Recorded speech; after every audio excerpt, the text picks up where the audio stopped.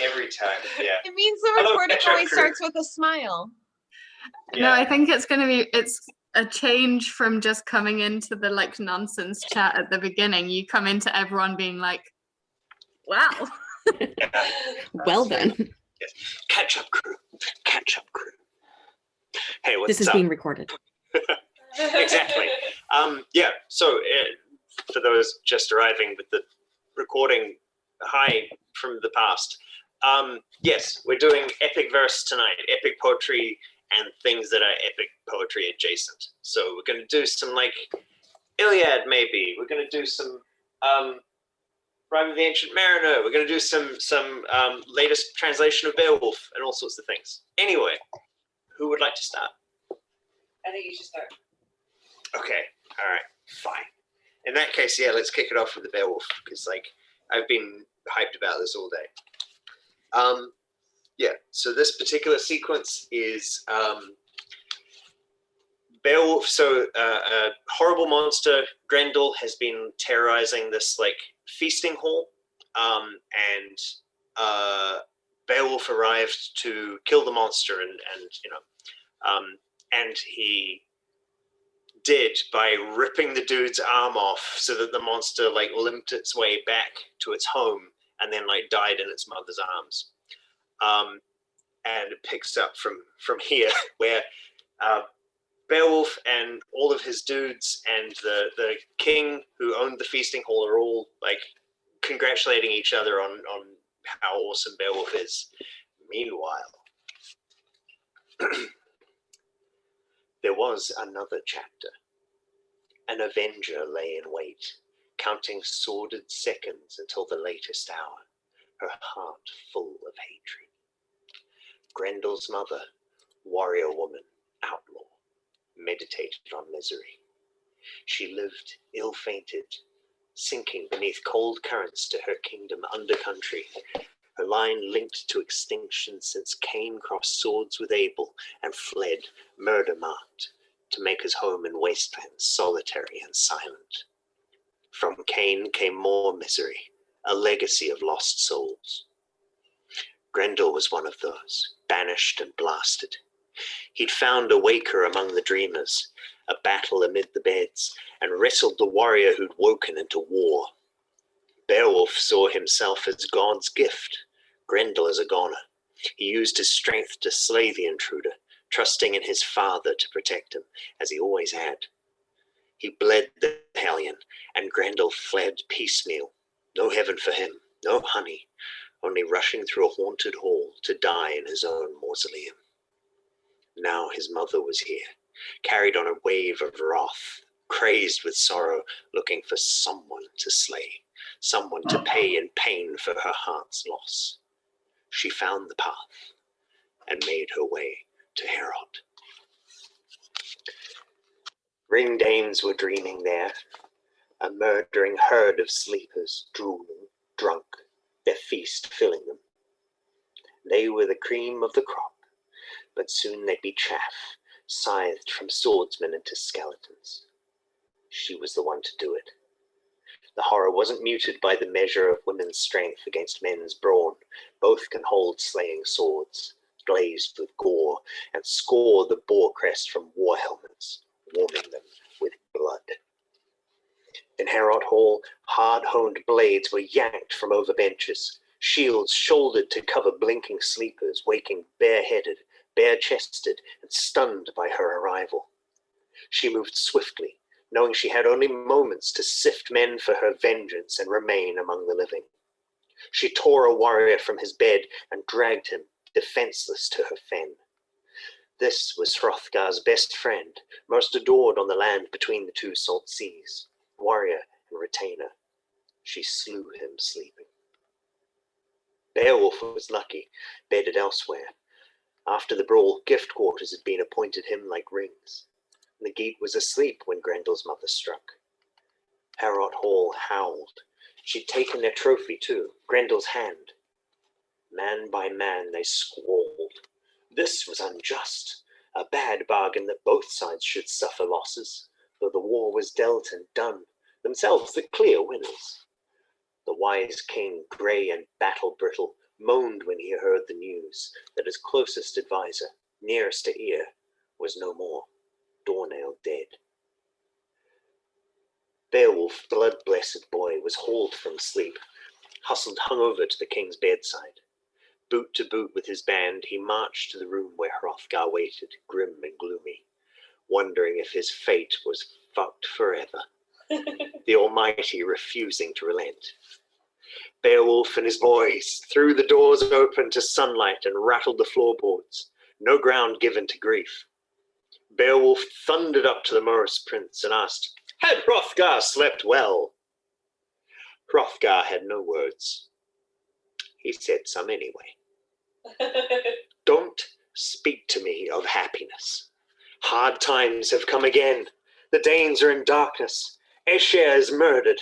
Erminlav's big brother and my best friend, my battle bro, when ranks were closing and boar helms bashed into brain pans. He was there, hand to my heart, a man like no other, terror-tested, never bested until tonight, when a slaughterous withdrew him and spirited him from Heorot. Where is she? Who knows? Glutting on gobbets after murdering him unopposed. This is on you. She threw herself into a blood feud after you slew her son Grendel last night, tore him and bore him into the afterlife, never mind years of his own crimes. You gripped him, held him, and he lost the fight, fell to the mat, and died. He's followed by another now, an evil intruder, his mother. Fueled by fury, a woman seeking vengeance for her son. She goes too far, even as a soldier might in avenging his king, grieving the loss of his ring-giver. That hand, which once stretched wide, filled with golden gifts, now still and cold. And obviously it goes on and on and on, but like, yeah, it's good shit. That's so good. It's so good, right? Definitely, if you're down, get the translation. Like hers is, like, get a bunch of translations. Like hers against the Seamus Heaney one are like totally different flavors. Read it to us during the week. I mean, Read you it could just to us. continue for the rest of the hour. I mean, that's also fine. Okay, do you know what? No, actually, absolutely. I would be down to read it like as a nightly thing. We could do that. Yay! Woo, right. I'm glad. I had tried to harass you into this before having heard much, and now that I've heard more, I'm like, yes. It seems indeed fate has fucked me up, bro. Bro. My battle bro. So good. My battle bro. Anyway, yeah. So who's next? Who's next? I could do the Siren Song one. I also flipped through the Ovid and found a couple parts that sound nice. The start is creation. I mean, that's always beautiful. But I also found some sculptor having a sex dream, so I could read the sex dream later. It seems a little early for sex dreams.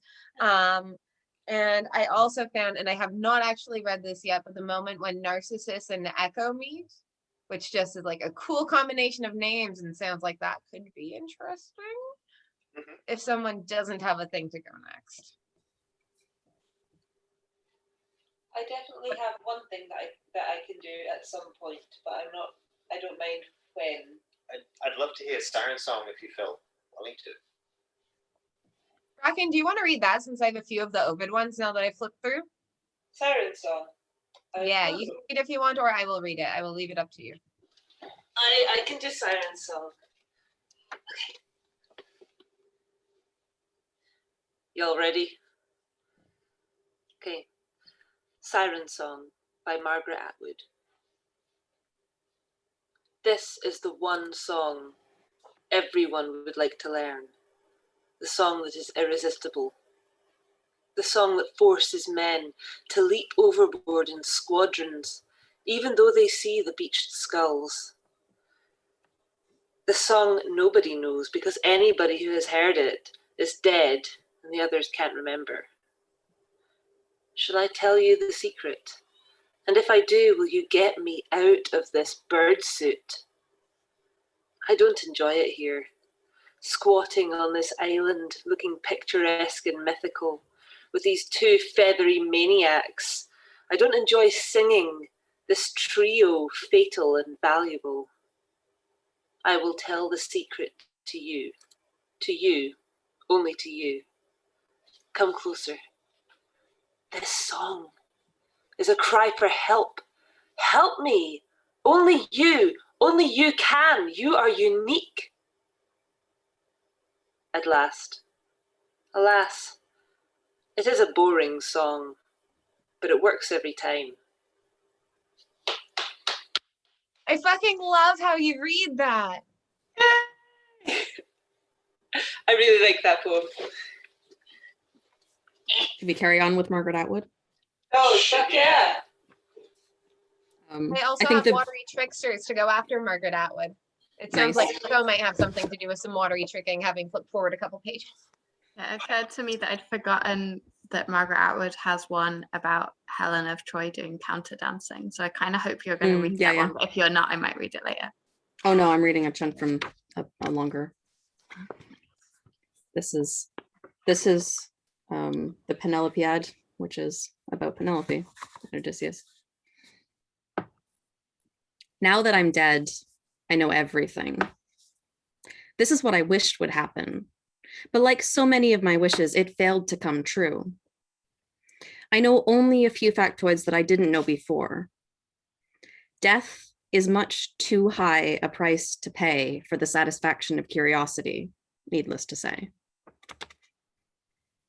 Since being dead, since achieving this state of bonelessness, liplessness, breastlessness, I've learned some things that I would rather not know, as one does when listening at windows or opening other people's letters. You think you'd like to read minds? Think again. Down here, everyone arrives with a sack, like the sacks used to keep the winds in. But each of these sacks is full of words. Words you've spoken, words you've heard, words you've had said that have been said about you. Some sacks are very small, others large. My own is of a reasonable size, though a lot of the words in it concern my eminent husband.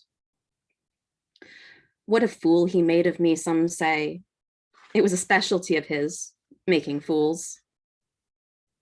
He got away with everything, which was another of his specialties, getting away. He was always so plausible. Many people have believed that his version of events was the true one, give or take a few murders, a few beautiful seductresses, a few one-eyed monsters. Even I believed him from time to time. I knew he was tricky and a liar. I just didn't think he would play his tricks and try out his lies on me. Hadn't I been faithful? Hadn't I waited and waited and waited despite the temptation, almost the compulsion to do otherwise? And what did I amount to once the official version gained ground? An edifying legend, a stick used to beat other women with. Why couldn't they be as considerate, as trustworthy, as all suffering as I had been? Was that the line they took, the singers, the yarn spinners? Don't follow my example, I want to scream in your ears. Yes, yours. But when I try to scream, I sound like an owl. Of course, I had inklings about his slipperiness, his wiliness, his foxiness, his, how can I put this, his unscrupulousness. But I turned a blind eye. I kept my mouth shut, or if I opened it, I sang his praises. I didn't contradict. I didn't ask awkward questions. I didn't dig deep. I wanted happy endings in those days. And happy endings are best achieved by keeping the right doors locked and going to sleep during the rampages. But after the main events were over and things had become less legendary, I realized how many people were laughing at me behind my back, how they were jeering, making jokes about me, jokes both clean and dirty, and how they were turning me into a story, into several stories, though not the kind of stories I prefer to hear about myself. What can a woman do when scandalous gossip travels the world? If she defends herself, she sounds guilty. So I waited some more. Now that all the others have run out of air, it's my turn to do a little story making. I owe it to myself. I've had to work to keep myself up to it. It's a low art tale telling. Old women go in for it, strolling beggars, blind singers, maidservants, children, folks with time on their hands. Once, people would have laughed at me if I'd tried to play the minstrel. There's nothing more preposterous than an aristocrat fumbling around with the arts. But who cares about public opinion now? The opinion of those people down here, the opinion of shadows, of echoes. So I'll spin a thread of my own. The difficulty is that I have no mouth through which to speak. I can't make myself understood, not in your world. The world of bodies, of tongues and fingers, and most of the time, I have no listeners, not on your side of the river. Those of you who may catch the odd whisper, the odd squeak, so easily mistake my words for breezes rustling the dry reeds, for bats at twilight, for bad dreams. But I've always been of a determined nature. Patient, they used to call me. I liked to see a thing through to the end.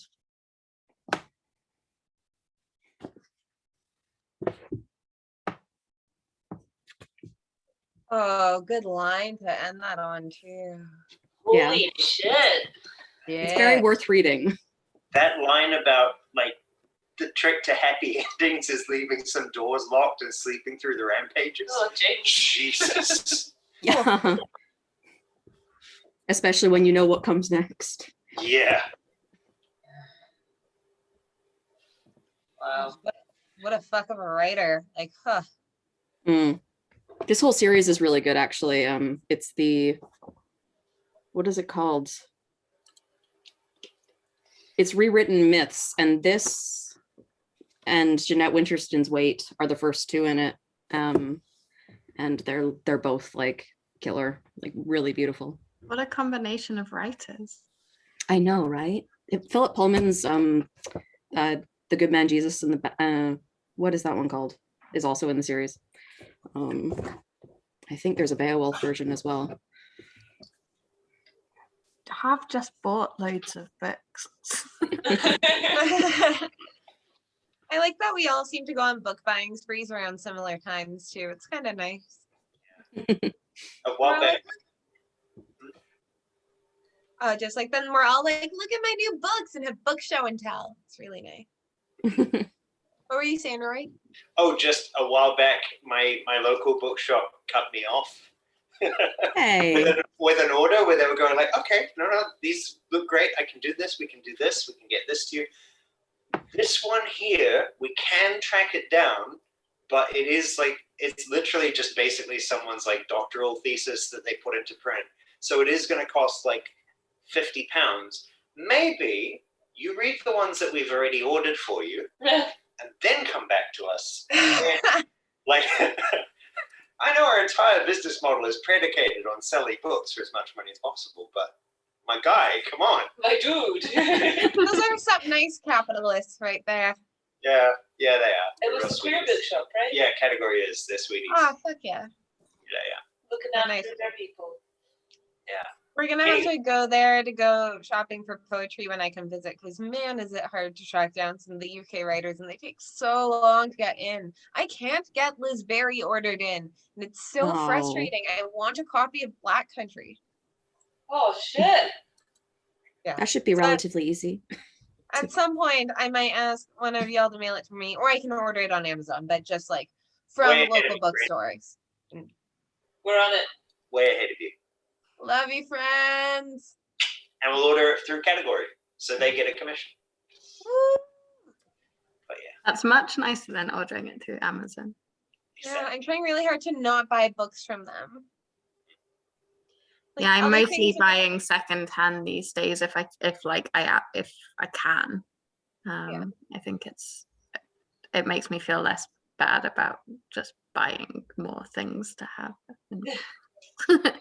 Oh man, I'm looking forward to going back to secondhand bookshops. Yeah. You know, the ones that are just piled to the ceiling with random shit. Just Glasgow's so good for those types of bookshops as well. It feels like there's a lot of them in Glasgow. How have I not explored these yet? Holy shit. It's going to be fun. Yeah. Like things to look forward to. There's one on the same like little lane as Chayovna, which is very cool. Oh, perfect. I love Chayovna. Oh man, that would be so nice to go there and read poetry to each other. Anyway, Oh, yeah. Speaking of though, Lyric, did you have some Ovid? Yeah, this is the Ted Hughes version of some tales from the Ovid rather than the whole thing. And this is a chunk of Echo and Narcissus, because I flipped through and was like, yeah, I want to read about Narcissus, and Echo's a cool fucking name. I know nothing about Echo, so I have not read this ahead of time. I have gently skimmed this. That's the story. The moment Echo saw Narcissus, she was in love. She followed him like a starving wolf, following a stag too strong to be tackled.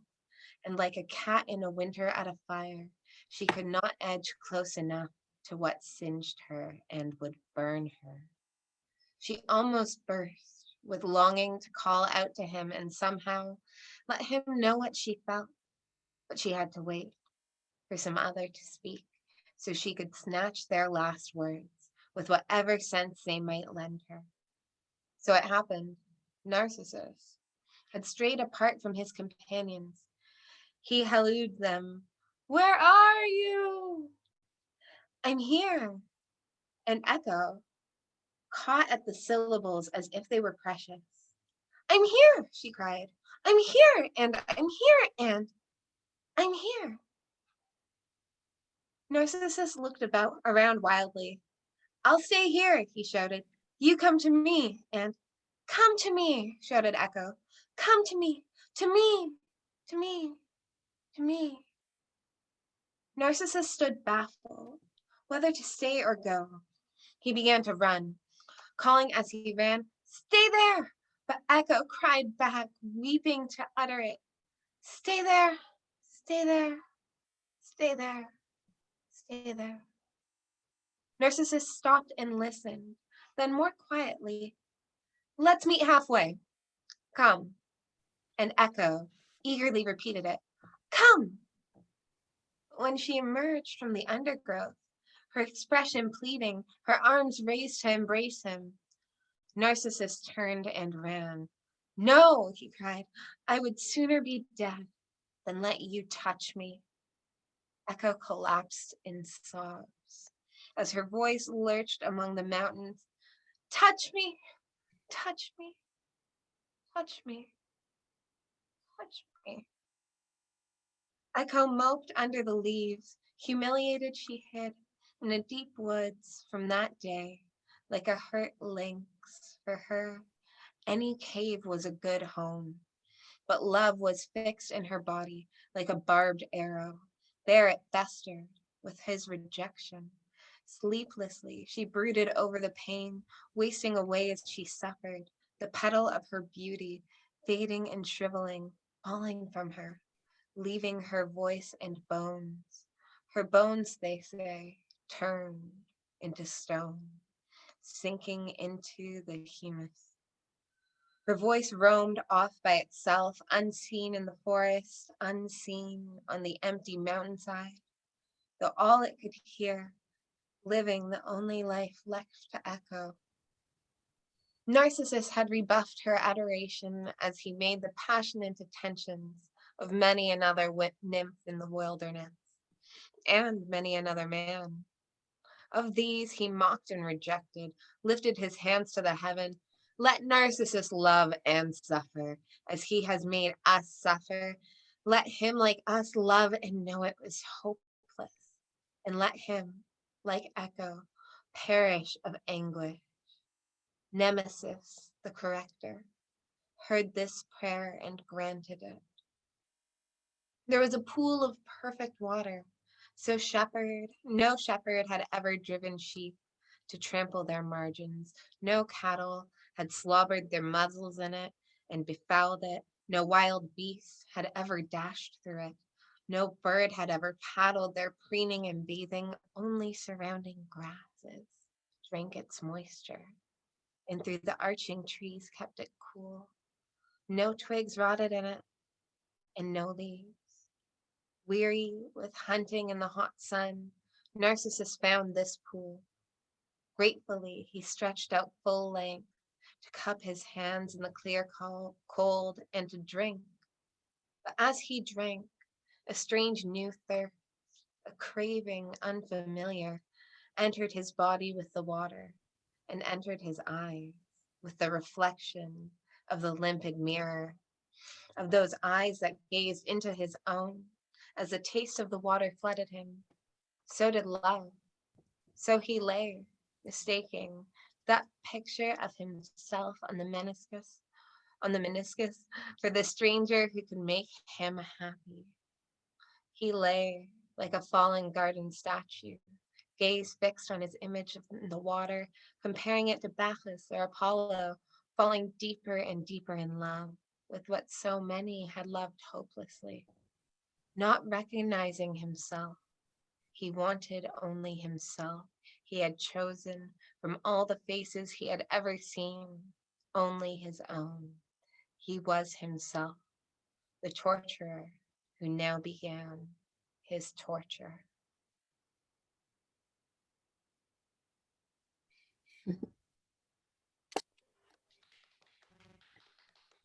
Narcissus, you dumb twink. It keeps going too. I like the moment when he realizes he's looking at himself. I saw that like at the bottom of the next page and was like, no, this. Anyways, maybe I should actually read this. Yeah. You know, between that and the sex stream bit that I found to read at some point. But that was a while of reading, so somebody else should read something before I read that. To stay on the theme, I've got comparative translations of the beginning of the Odyssey. Yes, please. And then, Bina, did you have something? You had some world. Oh, yeah. Yeah, I've got some smaller, like Carol Ann Duffy ones, and then maybe a Margaret Atwood one, if you want a shorter one as a break at some point. Yeah. Cool. All of those sound great.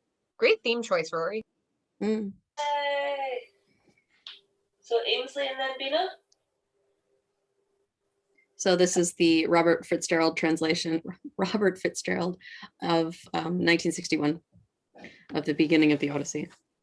Sing in me, muse, and through me tell the story of that man skilled in all ways of contending, the wanderer harried for years on end after he plundered the strongholds on the proud height of Troy. He saw the townlands and learned the minds of many distant men, and weathered many bitter nights and days in his deep heart at sea. Well, he fought only to save his life, to bring his shipmates home. But not by will or valor could he save them, for their own recklessness destroyed them all.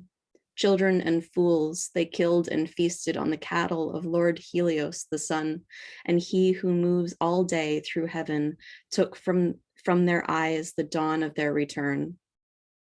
Of these adventures, Muse, daughter of Zeus, tell us in our time, lift the great song again. And then a new translation, which I haven't read the whole thing of, but it's lovely. Emily Wilson. Tell me about a complicated man, Muse. Tell me of how he wandered and was lost when he had wrecked the holy town of Troy, and where he went and whom he met, the pain he suffered in the storms at sea, and how he worked to save his life and to bring his men back home. He failed to keep them safe, poor fools.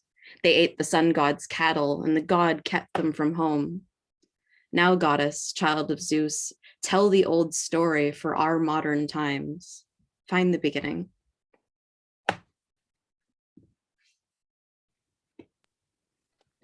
I love ending on find the beginning. Yeah, I love those kind of prologues where it's like, yeah.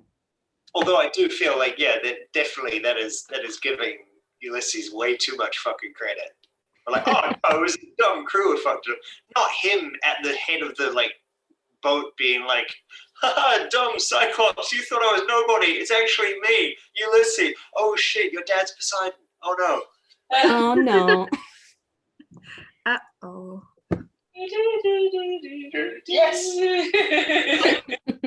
It's only sunny in the Mediterranean.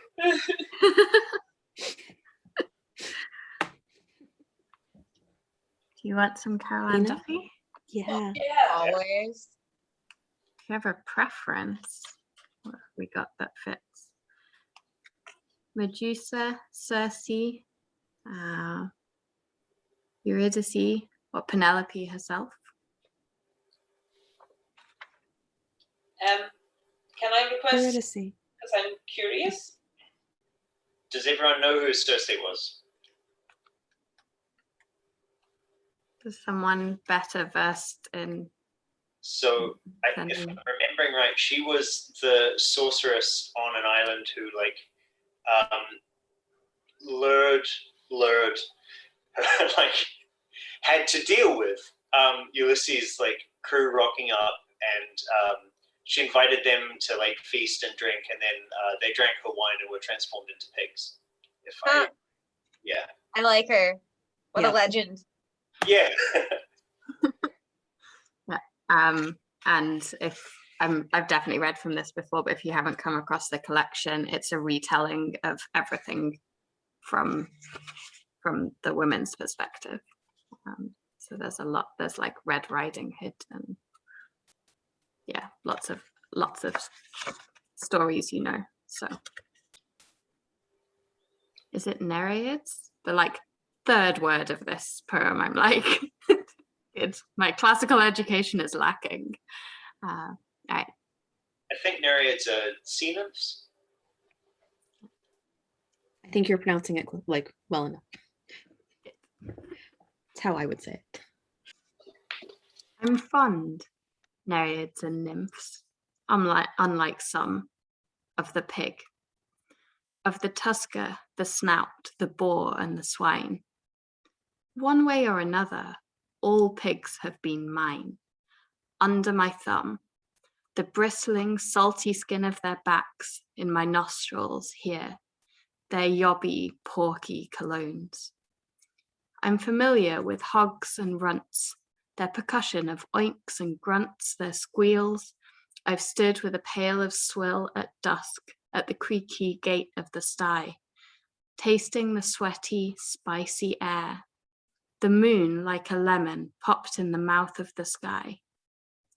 But I want to begin with a recipe from abroad, which uses the cheek, and the tongue in cheek at that. Lay 2 pig's cheeks with the tongue in a dish, and strew it well over with salt and cloves.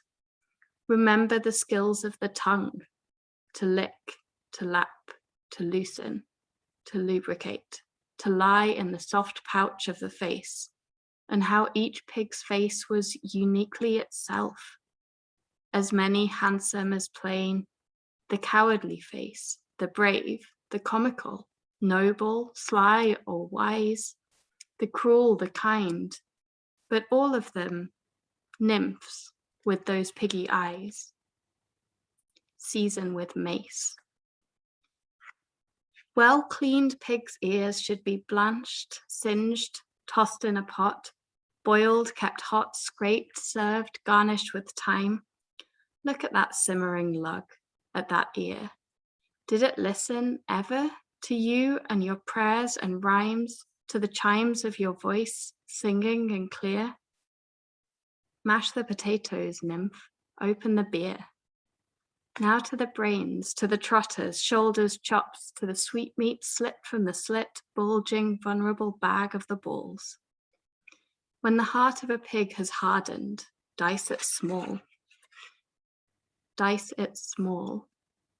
I, too, once knelt on this shining shore, watching the tall ships sail from the burning sun like myths, slipped off my dress to wade breast deep in the sea, waving and calling, then plunged, then swam on my back looking up as 3 black ships sighed in the shallow waves. Of course, I was younger then, and hoping for men. Now, let us baste that sizzling pig on the spit once again. Oh, that ending! That shit's so up. I have to mention though, a moment I particularly liked was when quite a few of us were giggling about Rory's 30 to 50 feral sea nymphs comment in the chat. And then Bina said lubricated, and we were all back in the pub. Yep. I have to not look at the chat when I read. I absolutely could not look at the chat when I was reading Winnie the Pooh the other day, because that story is fucking awful where they try and steal Rue. It's like, I know the chat is gonna be yeah. I enjoyed it latterly afterwards, but I definitely couldn't let myself get distracted by it at the time. Yeah, it's super. It was a lovely day in the 100-acre wood when Rabbit suggested controls on immigration. That's basically what it was. Yeah. They're from elsewhere. Yeah. Oh. They're from the Wild colony. animals. Let's steal their children, I guess. In the finest traditions of the British Empire. Anyway, moving on. How about something lighter, like, I don't know, war and murder? Sorry, all I've got is like a man who might be terrible dreaming about sex left. I've got Satan. Ooh, Satan's pretty hot. Yeah, Satan's like. Milton's Satan is extremely horny. I've got an old guy bugging people at a wedding. Oh yeah. I want to imagine. I was. No. I heard there was a version. I've heard snippets of a new version of Paradise Lost that was done at Stratford Festival in 2018, and I haven't been able to get my hands on a copy of it. But I have found just before this, like one chunk from it in a study guide, and so I could read a chunk of that. But otherwise, I had an actual bit of Milton. Yeah, that'd be rad. And then do you want to so like Ainsley, and then Lyric, you can tell us weird sex shit, and then I can mariner it up. Sounds good.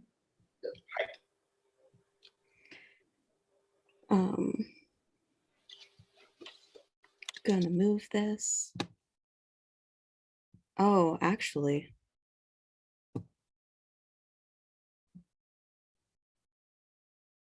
Okay. So this is the actual Milton. It's lines 221 to 270 because that's what happens with epic poems. Is this the region, this the soil, the clime, said the lost archangel, at his this the seat that we must change for heaven, this mournful gloom for that celestial light? Be it so, since who now is sovereign can dispose and bid that what shall be right, fatest from him the best, whom reason hath equaled. Force hath made supreme above his equals. Farewell, happy fields where joy ever dwells. Hail horrors, hail infernal world, and thou profoundest hell receive thy new possessor, one who brings a mind not to be changed by place or time. The mind is its own place, and in itself can make a heaven of hell, a hell of heaven. What matter were, if I be still the same, and what I should be, all but less than he whom thunder hath made greater. Here at least we shall be free. The Almighty hath not built here for his envy, will not drive us hence. Here we may reign secure, and in my choice to reign is worth ambition, though in hell. Better to reign in hell than serve in heaven, and wherefore let we then our faithful friends, the associates and co-partners of our loss, lie thus astonished on the oblivious pool, and call them not to share with us their part in the unhappy mansion, or once more with rallied arms to try what may be yet regained in heaven, or what more lost in hell.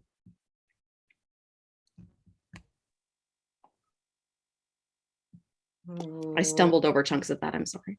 It's metal as shit, though. I love union organizer Satan. Exactly.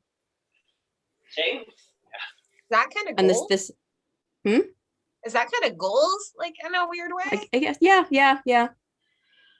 I think so. This is a more modern Satan. I like it. I saw an awe-inspiring mountain range covered with ancient wood, and all I could think about was cutting it down and running a pipeline through it. I saw a stupendous glacier stretching as far as the eye could see, and all I wanted was to melt it. I saw a breathtaking crest of falling water that almost stopped my heart with its thunderous sound, glorious beauty, and sublime spray. But, all I could think about was where to put the casino. Come on, you know what I mean. Don't sit there looking indignant. You're burning it, chopping it, draining it, building it up, tearing it down, selling it to the highest bidder. Don't feel guilty about it. Don't feel you have to deny it or pretend you aren't part of it or justify the makeup of your investment portfolio. You've had no other choice but to play by the rules of the game. Jesus. Yeah, Yes. Like, I want to see that play. Yeah. That's so good. I want to see that play too. Yeah. Lyric, you might actually have the chance to see that play because it does seem to end up moving around in Canada. Does it really? Can you send me the name of it? Because maybe I'll make It's a just point. Paradise Lost. It was at Stratford Festival in 2018. It played in Montreal just before the pandemic. I think a friend of mine did see it like in 2018 when she was at Stratford and just told me like- about it. It's by Aaron Shields.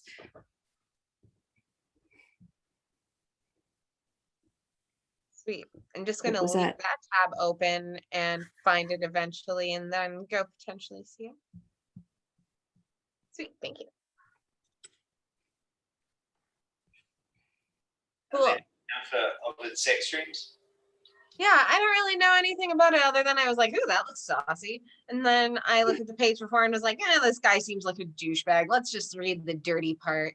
Guy lives alone in solitude, Goals. Yes, good. One of the great literary fuckboys. Exactly. One of many, like almost all of them. Anyways, I don't even know how to pronounce this one's name, do I? Is this part of another story?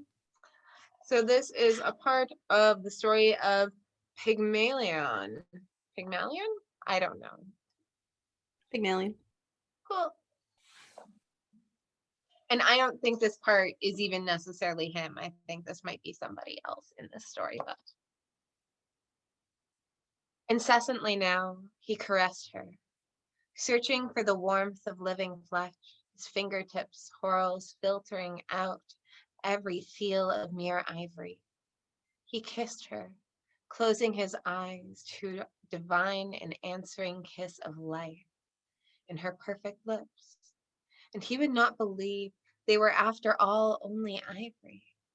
He spoke to her, he stroked her lightly to feel her living aura, soft as down over her whiteness. Weird thing to obsess over, man. His fingers gripped her hard, to feel flesh yield under the pressure that half wanted to bruise her into a proof of life and half did not want to hurt or mar, or least of all, find her the solid ivory he had made her. He flattered her. He brought her love gifts, knickknacks, speckled shells, gems, pebbles, little rainbow birds in pretty cages, flowers, pendants, drops of amber. He dressed her in the fashion of the moment, set costly rings on her cold fingers, hung pearls in her ears, roped coils of pearl to drape her ivory breasts. Did any of this add to her beauty at all? He gazed at her, adorned, and his head ached. But then he stripped everything off her, and his brain swam, his eyes dazzled to contemplate the greater beauty of her naked body. He laid her on his couch, bedded her in pillows in soft, sumptuous weaves of Tyrian purple, as if she might delight in the luxury. Then, lying beside her, he embraced her and whispered in her ear every endearment.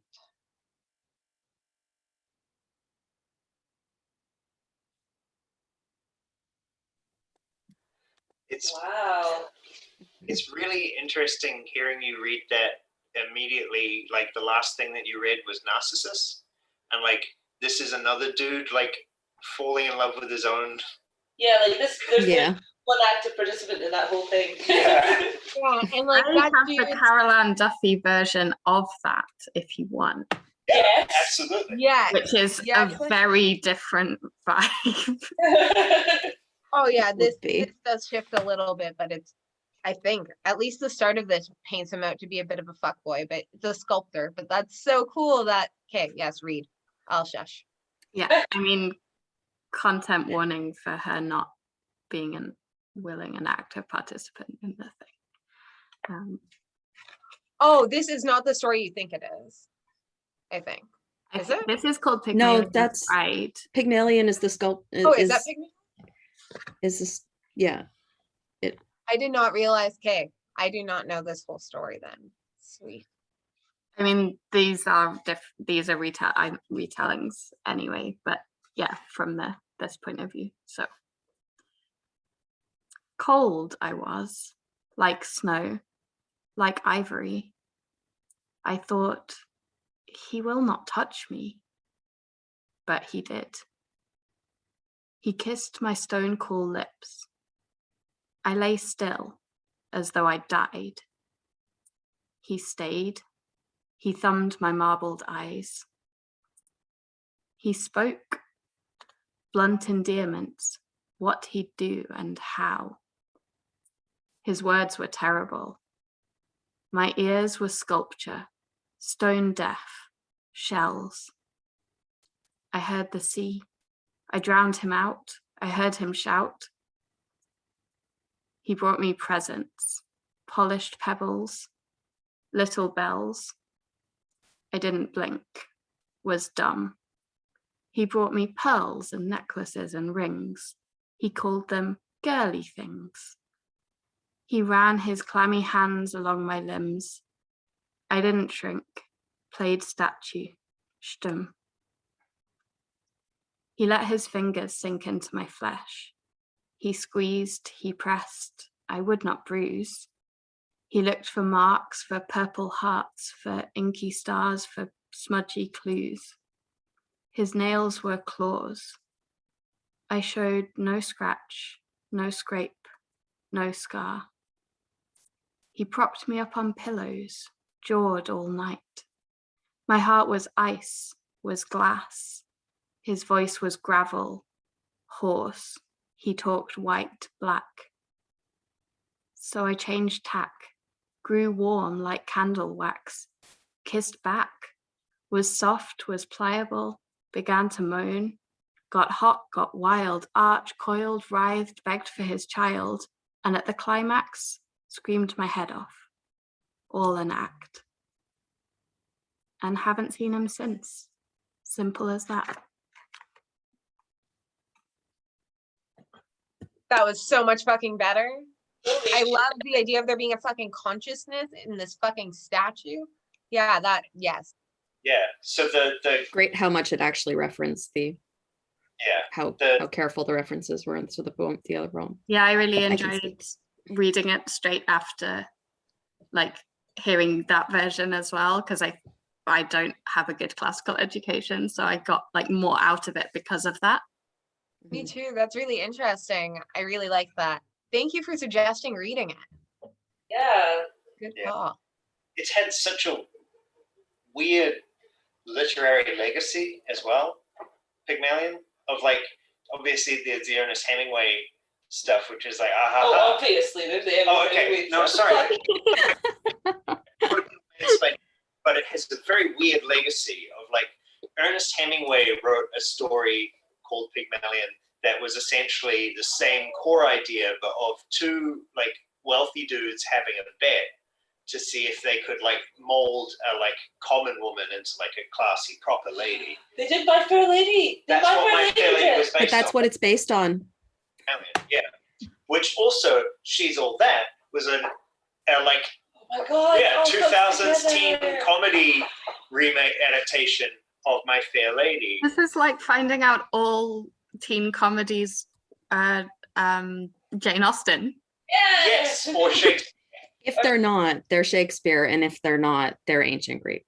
And there's also another weird like spin-off is Wasn't it Bernard Shaw? Not oh no, you're right. It was George Bernard Shaw. Of course, Hemingway wouldn't touch it with a barge pole. A woman. how dare he? But you're How right. dare you suggest that, Rory? Where are the guns? Where are the guns? Folded women are to be scoffed at. Exactly. Yes.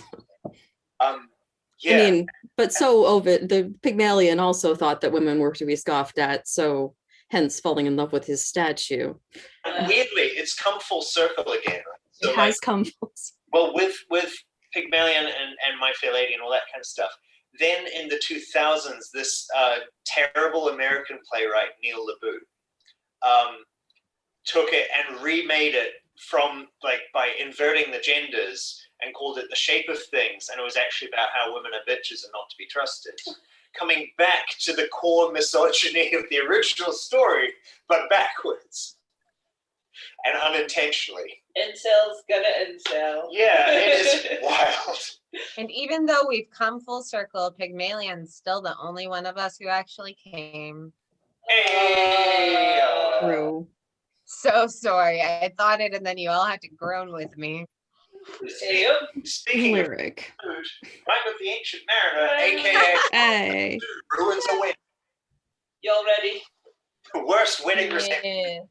Can I have the big Yeah. Oh, thank you.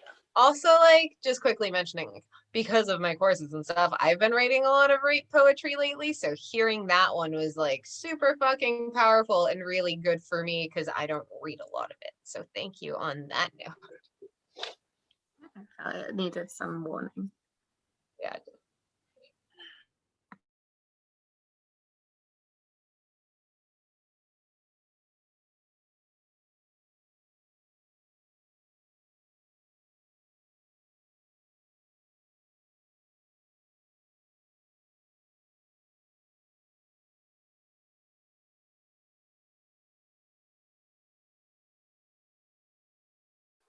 And he stoppeth, one of three. By thy long grey beard and glittering eye, now wherefore stoppest thou me? The bridegroom's doors are opened wide, and I am next of kin. The guests are met, the feast is set, mayst hear the merry din. He holds him with his skinny hand. There was a ship, quoth he. Hold off, and hand me greybeard loon. Eftsoons his hands dropped he. He holds him with his glittering eye. The wedding guest stood still, and listens like a 3 years child. The mariner hath his will. The wedding guest sat on a stone. He cannot choose but hear, and thus spake on that ancient man, the bright-eyed mariner. The ship was cheered, the harbour cleared, merrily did we drop, below the kirk, below the hill, below the lighthouse top. The sun came up upon the left, out of the sea came he, and he shone bright, and on the right went down into the sea. Higher and higher every day till over the mast at noon. The wedding guest here beat his breast, for he heard a loud bassoon. The bride hath paced into the hall, red as rose is she. Nodding their heads before her goes the merry minstrelsy. The wedding guest beat his breast, yet he cannot choose but hear, and thus spake on that ancient man, the bright-eyed mariner. And now the storm blast came, and he was tyrannous and strong. He struck with his o'ertaking wings and chased us south along.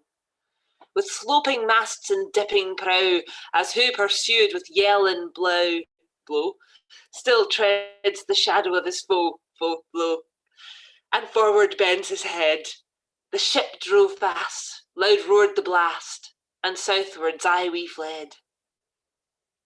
And now there came both mist and snow, and it grew wondrous cold, and ice mast high came floating by, as green as emerald.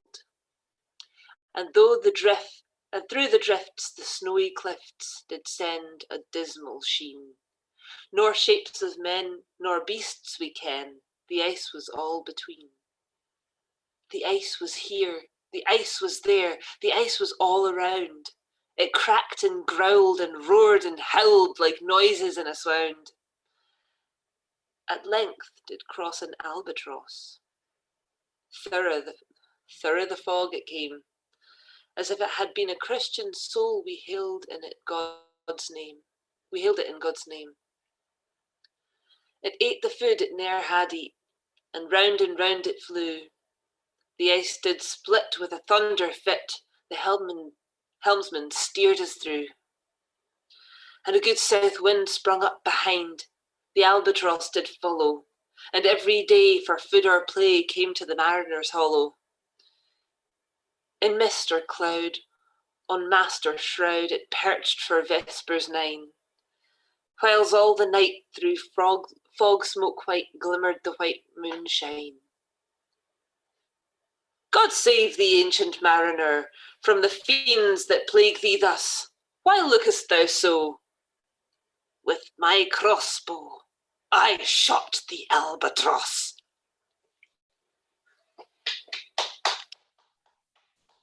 That was so good. That was the most engaged I've ever like- been listening to someone read it. It's the I love- ultimate in the drunken uncle at a wedding. That's the thing. I love that Bracken's rendition really feels like a Lemmy sketch of like someone trying to get past me. There was a ship. Hey, was I? What is that ship? Oh. Oh, I was just thinking like a part of a Tenacious D episode for some reason, or like a scene in the sequel to The Pick of Destiny. Like I could totally just picture a random person saying the rhyme of the Ancient Mariner like that. Yeah, maybe we should try this at the next wedding that we go to. Fuck yeah. Fuck yeah.